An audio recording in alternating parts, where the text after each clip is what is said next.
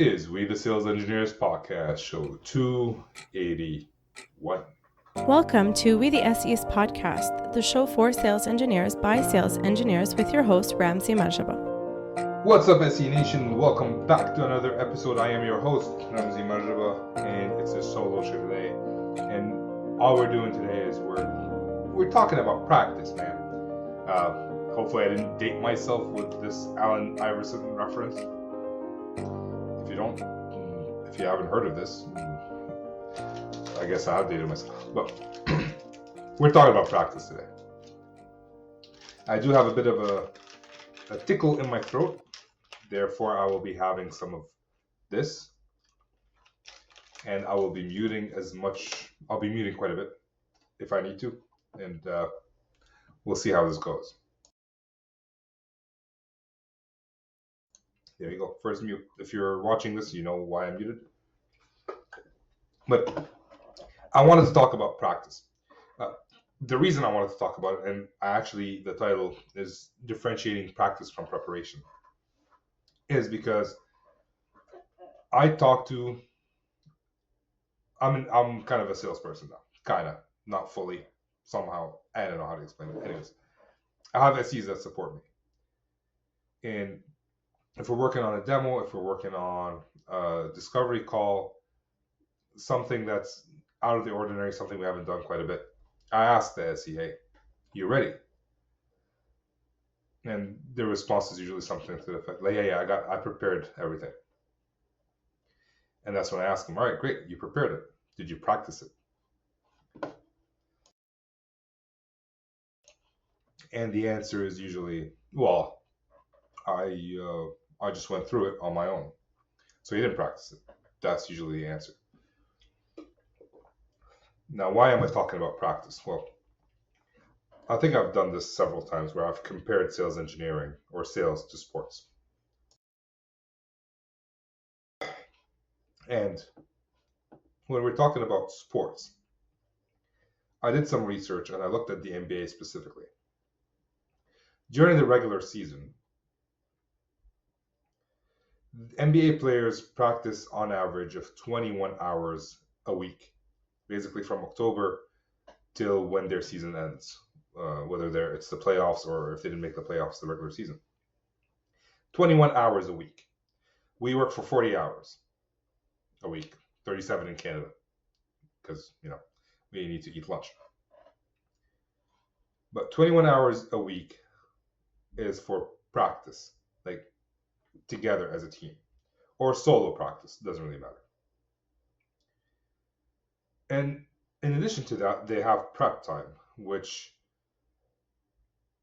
if you want to do, like if as an SE, if you're researching a company or you're looking at the flow of a demo or you're doing some research about a question that was asked, that's preparation time. 21 hours of practice a week. They play around 3.5 games a week, which is around 2.5 hours each without overtime. That's 8.75 hours of game time. So they practice almost 2.5 times more than they actually play. Now, if you want to self-reflect, where do you stand? What's your practice to play ratio? And again, what I mean by practice is actual practice, not preparing for a demo. Not running through the demo 5 minutes or 10 minutes while the customers are actually practicing a skill. Right? We do a lot of performing. We do a lot of game time. We do a lot of demo. We do a lot of discovery. We manage POCs. Most of it, from what I've seen, is without practice. If you're lucky and you have a good manager, they will tell you how to do something. Right? Like, hey, if you're asked this question about a POC, can I get some demo licenses so I can play around with it? How to answer it. But do you actually practice answering it? And do you practice variation about it? And I started thinking, why is that? Why is it that we don't practice? I mean, we're busy people. I think NBA players have more time than we do. I think. I mean, they get paid a lot more than we do, so they're expected to work longer hours. I don't know if that's true or not. I didn't look. But also, we don't prioritize practice. Practice is always something we do in their spare time. Not even practice, preparation. Learning a new technology is something we do in our spare time. So let's think about it this way. If you look at Stephen Covey's 4 quadrants, and if you don't know who Stephen Covey is, you should go get the 7 Habits of Highly Effective People, not to confuse it with Chris White's 6 Habits of Highly Effective Sales Engineers. Stephen Covey is like a performance, or was, I guess. Uh, he worked on performance. And he had the 4 quadrants. And if you imagine the top left corner, it was on the top, it was urgent. So there, if you look at the X and Y axes, urgency is at the top, importance at the left. So top left corner, it's urgent and important. Top right corner is not urgent but important. Bottom left corner is urgent but not important, and bottom right corner is not important and not urgent. So what's urgent? You get an email from a customer saying like, "Hey, the POC is crapping out. It's not working. We're not going to look at this anymore, and you're going to have to like put out fires, basically." Not urgent but important is preparation, right? Being proactive, going visiting customers on your own. Like it's not an emergency. So anything that's planned, I think, is not urgent but important. Then you have the not urgent, not important but urgent is like a telephone call.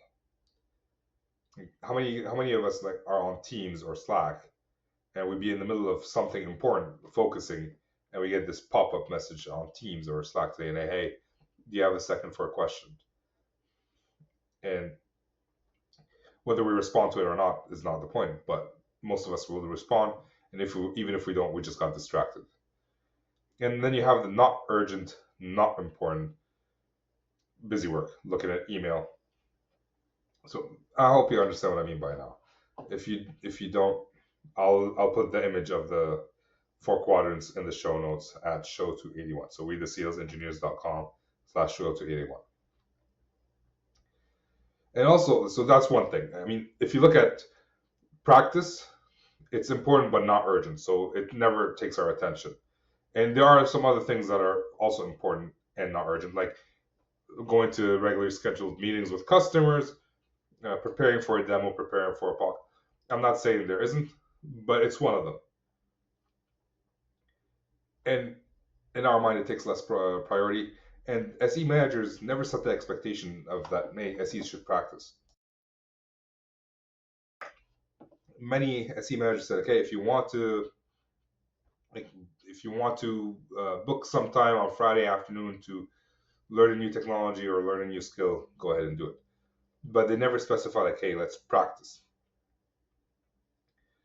And like, how do we overcome that? I mean, like any sport, again, 2 different types of practice. There's the solo practice, which is the things that you do on your own to improve, like going to the gym. If you're in basketball, taking extra free throw shots on your own later after practice, or coming in early, stretching, mobility. These are all solo things that you do on your own. And there are team practice, which is pretty much self-explanatory. I'm not going to dig into that. For us, sometimes I find it very hard to find a training partner who would want to do this with us. Everyone's busy doing their own thing. It's hard to find time to put on the calendar for both. And the manager never prioritizes it, so why should you? So if we ever do practice, it's usually a dry run before a demo for a little bit where we do it. But if you've ever interviewed for a job and you had to do a demo, I have a feeling that you put a lot more effort into practicing that demo than a regularly like a demo with your own product. My feeling. I know I'm like that, and I've helped many people prepare for demos for interviews, and I've helped many people prepare for demos for their job. And interviews, for some reason, we always seem to put more effort into it. So now, because it's important but not urgent, and I live by my calendar, my opinion, again, this is one person's opinion, take what you will out of it and use it your own way. But there should be time on your calendar to practice solo. Preferably during working hours, unless you're okay working after work, which is fine. I have a family of 3 kids. Even if I wanted to, there's an activity of almost every day after work. I have to take someone to something. So I don't have that luxury. But you can choose to put like 30 minutes a day, 1 hour a day, 3 hours on Friday afternoon, whatever floats your boat, but something that you can stick to. Right? I personally prefer putting 30 minutes a day because if I skip one day, I still have another 3 hours or 2 hours to study because like things happen, right? It's important, but sometimes we have the important and the urgent that come up, and you kind of have to sacrifice something. But if it's on your calendar, if it's intentional, if it's a goal or a habit you're trying to build, it'll be easier. And each company will have different demands, so there's not one size fits all. There's never, if someone tells you there's one size fits all, they're lying to you. If it's a team training, this is usually done by the SE manager or the team lead. I've seen them, like, I've had great SE managers, and they're very busy. And at most, they schedule something during the QBR, the quarterly review. I don't know what B stands for, business review, I'm assuming. So you meet once a quarter and you do this. You do a team practice. And I've had the most fun in those practices, but it was never enough. Like I would improve significantly during that one practice in a quarter, and then nothing for the next time we meet, which could be next quarter or it could be canceled due to budget or whatever. Like SEs are not always invited to these. So practice. Find a way to practice.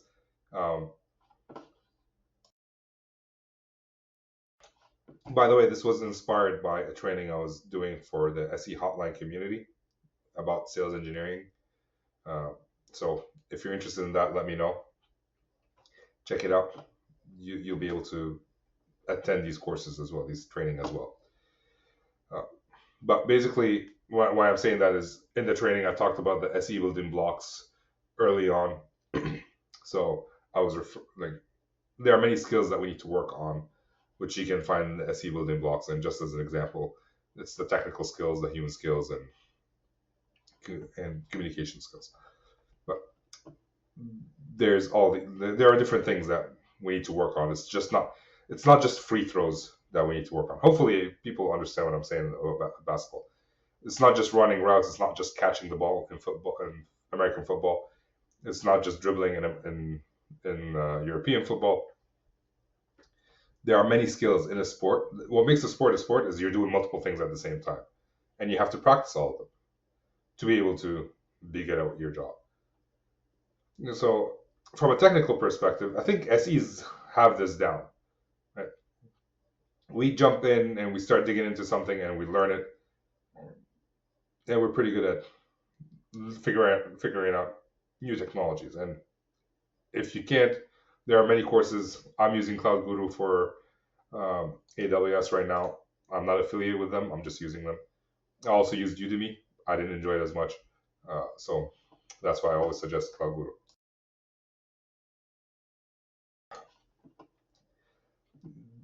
And this is something that we should definitely be doing. Like it'll be high on the solo activities that we do. But I find it always the best way to learn is to teach. So if you have a like-minded SE and you're both learning different technologies, if you can teach it to each other, that will be useful for both of you. You're basically learning two technologies at the same time, and finding accountability and helping each other out. The one thing that I would say where SEs sometimes lack is that we're so focused on the technology, we forget to ask questions about the business. Right? And that's something I want to add into training, into every SE practice and training session. I mean, technology does not exist in either. Right? It has to have a problem to solve. So when I'm thinking about like learning a new technology, like what I'm doing with AWS, which is sometimes hard because some things are obvious with AWS and some things are not. You have to dig into it. But the thought process that I have, it's like the triangle offense, if you will. Imagine the top point is what problems does the product solve? So when you're learning a new technology, a new product, what problem is this solving? Especially if it's your own technology. Like if you're learning something, a new product that your company is selling, what problem is that product solving? That's the top of the triangle. On the bottom left, it's who does that solve the problem for? Right? Because some products solve problems for users, some problems solve it for managers, for directors, for CISOs, for cyber security engineers, for IT, for education. Who is it solving this problem for? The personas of the people you need to talk to. And the last thing that is usually missed is who can help me sell it, right? I'm not going to be an expert in everything. Maybe I'm not planning on digging deep into this product because I don't have time. I have a million other products. Who can help me sell it to my customers? Do we have a specialist SE focus on this? Is there product management team? Is it a product marketing person? Is it an engineer? Who's helping me with this? And once you're done, I think with that you can practice different aspects of the SE game itself, which includes discovery. Because if you know what problems your product solves and who it solves it for, now you can ask proper discovery questions about the technology. You can do the demo, you can do the proof of concept, you can look at presenting. These are all skills that you can learn once you understand the technology and you understand these three questions, the triangles, the trinity of sales engineering, I guess. And the best way to actually learn that is through role play. Right? In basketball, we used to call it scrimmage. We're actually going to play 3-on-3 or 5-on-5. Practice the game plan that we just discussed. John Calipari, who's the head coach of I don't know if he's still the head coach, but he was the head coach of University of Kentucky, the basketball team there. And he said practice is going to be harder than the game. And it never is unless you want it to be as a player. The coach can't drive it. So you as an individual have to make your life harder. If you're practicing, which kind of sounds weird, if you're practicing on doing a demo, you have to practice when the customer is a complete ale. Or you have to practice what will you do if something craps out. Like, things crash. You never know. My experience has been, at least for me, if I'm practicing a demo and something crashes, my initial response is like, all right, let me bring it back up and restart the demo or restart the practice session. Instead of practicing, all right, this just crashed. How am I going to interact with the customer now? So these are things that we need to think about.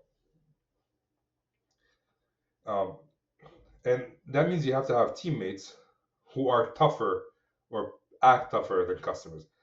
I had one QBR session where they sent, I don't know, 6 pairs of SEs or 5 pairs of SEs into a room to role play a demo or a presentation at the time. And we all had a common mistake of interrupting the pretend customer. And for some reason, all of us started mocking each other. Whenever that happened, it was such a big deal in the room. There was a big fuss every time an SE interrupted a mock customer. There was such a big fuss in the room. And after that day, at least for me, my interruption of customers went down by maybe 70%. I had to work on the other 30, but having a hard time, like people giving you a hard time, shaming you, if you will, about doing something wrong, I don't see it as a bad thing. So make it harder. Make it. What happens when like a manager or a decision maker leaves the room? How are you going to act? What do you do when a decision maker enters the room? How are you going to act? Practice these situations. We never practice these. And from a technical perspective, in my humble opinion, the best way to learn is to break stuff and then bring it back. Break it, bring it back. We're always worried about breaking stuff. Now with virtualization, everything can be broken. Just break it. Figure out how to break it, and fix it. So there's a lot more things to practice, which like listening, or you can practice with your account manager. How are you going to run a conversation? Practice scripting. Practice sticking to that script.